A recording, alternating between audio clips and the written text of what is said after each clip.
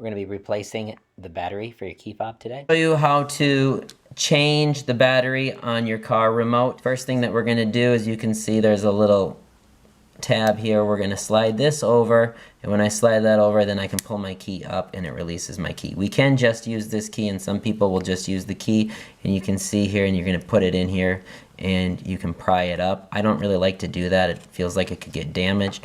So what I do is I use a file, and then I'm going to run my fingernail in here. The file is a little bit narrower there, and as you can see, that slides in there easy. And then I can just slide this down the seam. It slid down that one seam very easily, and you can see here it's being separated. I am not going to just take it now and then pry it open, because the other side is still tight, so we need to get in there. So what I'm going to do is, you can see, if you look in here, there's a little narrow opening right here. I'm going to get this file as close as I can to the edge, and then I will just slide through there, and as you can see, I can slide that right on there. And that side is open. So now what I'm going to do is open this up. I've removed the cover. Here is the actual remote. This is the part that actually controls everything. You can see what's involved there, not very much. And then you have your battery. So all you need to do is pop out this battery.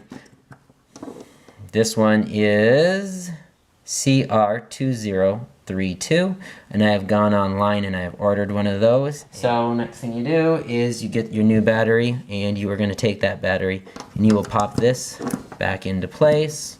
We will make sure we get our remote back in place. So now we have our remote in place, we have a new battery in there, and then we will take this. We're going to make sure we're all lined up. Remember, these are very expensive, we don't want to break them.